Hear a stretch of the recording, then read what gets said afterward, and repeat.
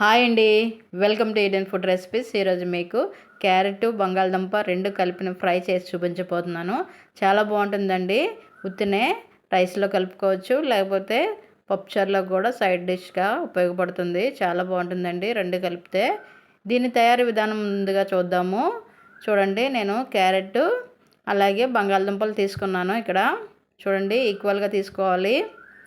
అలాగే చిన్న చిన్న ముక్కలు కట్ చేసుకొని పెట్టుకోవాలండి. దాన్ని తొక్క తీసి చూడండి. తర్వాత స్టవ్ వెలిగించుకోవాలి. ఒక బాండీ పెట్టుకొని, వెడల్పాటి బాండీ పెట్టుకొని, అందులోనే జీలకర్ర, ఆవాలు, దంచుకున్న వెల్లుల్లిపాయలు వేయాలండి.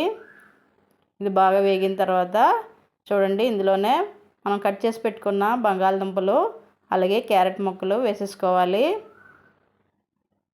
చూడండి, మొత్తం రెండు కలిపి వేసేసుకోవాలి. చూడండి, బాగా కలపాలి. బాగా కలిపిన తర్వాత ఇందులోనే సాల్ట్ వేసుకోవాలి తగినంత. తర్వాత కొద్దిగా పసుపు కూడా వేసుకొని కలిపేసుకోవాలి. తర్వాత మూత పెట్టేసుకుంటే కొంచెంసేపు మగ్గుతాయి.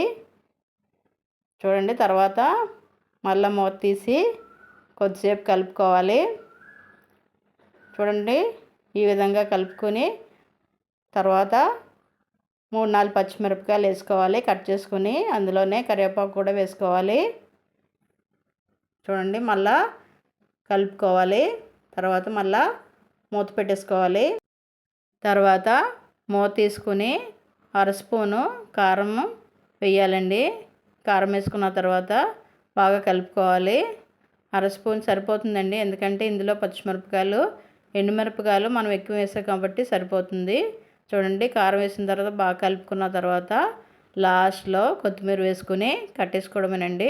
అంతేనండి, చాలా ఈజీగా టేస్టీగా రెడీ అయిపోయే క్యారెట్ బంగాళదుంప ఫ్రై రెడీ అయిపోయింది.